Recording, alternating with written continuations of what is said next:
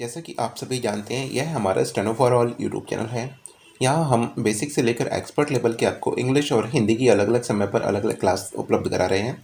Expert level में हम आपको 140, 160, 180 शब्द प्रति मिनट की गति पर डिक्टेशन उपलब्ध कराते हैं। सभी 80 शब्द प्रति मिनट की गति के लिए तैयार हो जाइए, जिसको हमने संपादकीय से लिया हुआ है। रेडी।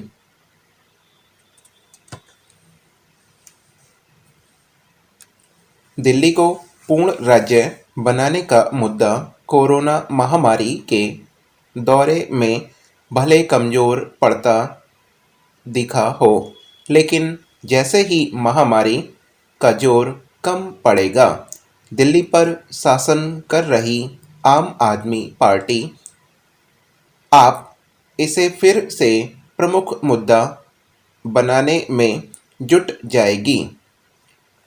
दिल्ली में महामारी से बिगड़े हालात और इससे निपटने के उपायों के बाद यह धारणा पक्की हुई कि अगर दिल्ली को पूर्ण राज्य का दर्जा मिला होता और नगर निगमों से लेकर केंद्र सरकार तक के अस्पताल एक ही शासन तंत्र के अधीन होते, तो कोरोना महामारी से बचाव की तैयारी कहीं ज़्यादा बेहतर तरीके से हो सकती थी।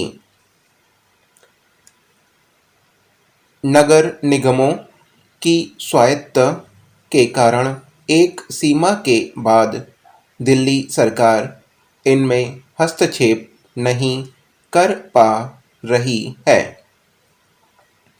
इतना ही नहीं, केंद्र सरकार की मर्जी के बिना केंद्र सरकार की स्वास्थ्य सेवाएं दिल्ली सरकार को सहयोग नहीं कर सकती।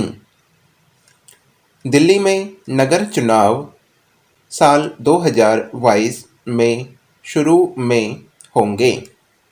सभी दल इसकी तैयारियों में जुटने लगे हैं,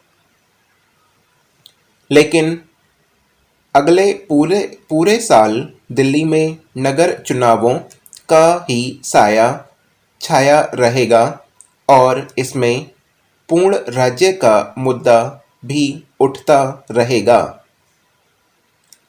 आम आदमी पार्टी को मलाल है कि वह 2017 के चुनाव में तीनों में से एक नगर निगम पर भी काबिज नहीं हो पाई थी।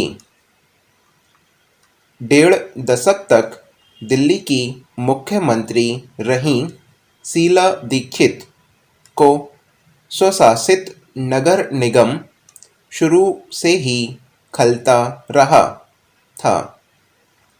वे दिल्ली नगर निगम को उसी तरह दिल्ली सरकार के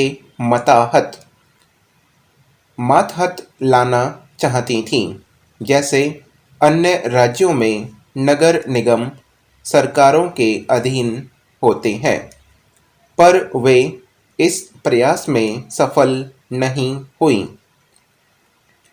तब उन्होंने निगमों का पुनर्गठन के लिए कमेटी बनाई।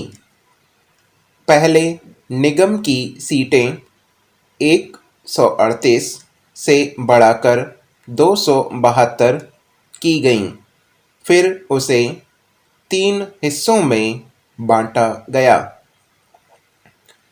दिल्ली के 87% इलाकों में दिल्ली सरकार के समानांतर दिल्ली नगर निगमों की सत्ता चलती है। विधानसभा बनने से पहले दिल्ली की अगली सत्ता निगम के पास ही थी। बाद में बिजली, पानी, दमकल, होमगार्ड, सीवर, बड़ी सड़कें आदि अपना करके दिल्ली सरकार ताकतवर बनी।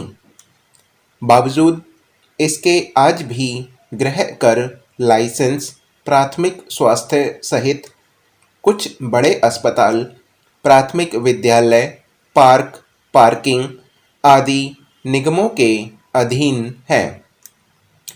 3 निगमों में से 2 पूर्वी और उत्तरी अपने खर्चे का बोझ नहीं उठा पा रहे हैं, इसलिए आए दिन दिल्ली सरकार और निगमों में पैसे की लड़ाई चलती रहती है। कोरोना काल में यह लड़ाई और भी तेज हो गई है। दिल्ली के विकास साथ साथ यहाँ की प्रशासनिक व्यवस्था भी बदलती गई। दिल्ली में पहले कम अधिकारों वाली विधानसभा मिली, लेकिन वह ज़्यादा समय नहीं चल पाई। सन 1957 में दिल्ली नगर निगम और 1966 में महानगर परिषद बनी। महानगर परिषद को भंग करके सरकारिया आयोग और बालाकृष्ण कमेटी की सिफारिशों के अनुरूप 1991 में 69वें संविधान संशोधन के माध्यम से दिल्ली को सीमित अधिकारों वाली विधानसभा मिली।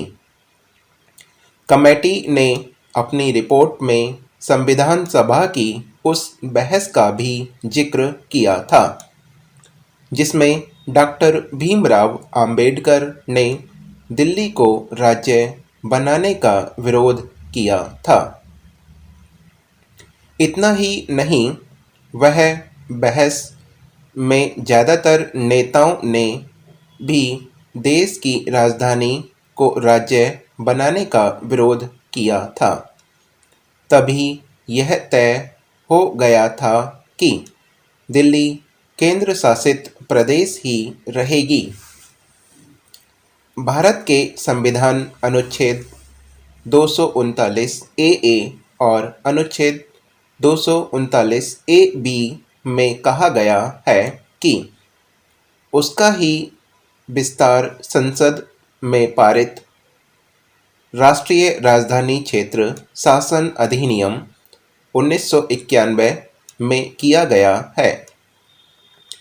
उसी के आधार पर राष्ट्रपति से पारित कामकाज की नियमावली और कार्य आवंटन नियमावली बनी। राष्ट्रपति इसके शासक हैं और वे अपने प्रतिनिधि उप राज्यपाल के माध्यम से दिल्ली का शासन चलाते हैं। दिल्ली विधानसभा को राज्य सूची के 66 में से 63 विषय सौंपे गए हैं। इन पर दिल्ली मंत्रिमंडल स्वतंत्र रूप से फैसला ले सकता है। आम आदमी पार्टी के पहले दिल्ली में कांग्रेस और भाजपा, पहले जनसंघ फिर जनता पार्टी ही ताकतवर होती थीं। केंद्र में ज़्यादातर शासन कांग्रेस का रहा, इसलिए दिल्ली को राज्य बनाने और बाद में दिल्ली को पूर्ण राज्य बनाने का आंदोलन भाजपा ही चलाती रही। कांग्रेस ने तो पहली बार दिल्ली में शीला दीक्षित की सरकार बनने पर यह मुद्दा उठाया था।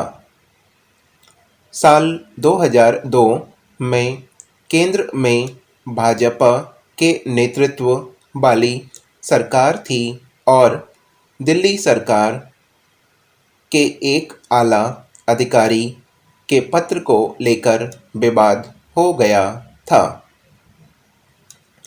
इस अधिकारी ने सभी 63 गैर आरक्षित विषयों की फाइलें उपराज्यपाल के दफ्तर को नहीं भेजे जाने की सलाह दी थी।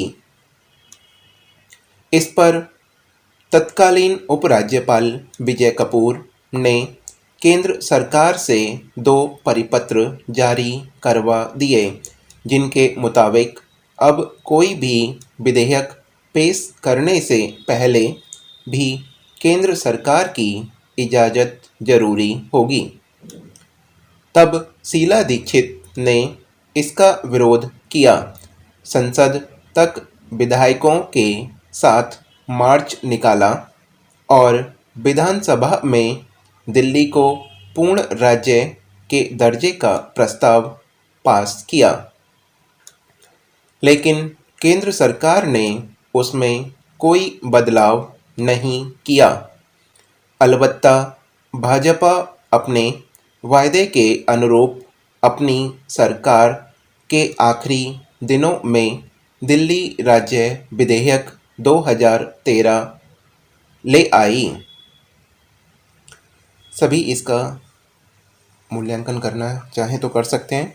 वह हमारी वेबसाइट www.stenoforall.com पर भी आप इसको टंकण करके देख सकते हैं, जिसमें आपकी गलतियों का मूल्यांकन स्वतः हो जाता है। साथ ही हमारी एक्सपर्ट की टीम आपकी गलतियों का 100% मूल्यांकन करने के बाद आपको 100% रिजल्ट उपलब्ध कराती है। जैसे किसी एग्ज़ाम में आपको त्रुटियों के आधार पर रिजल्ट दिया जाता है। जैसा कि आप सभी जानते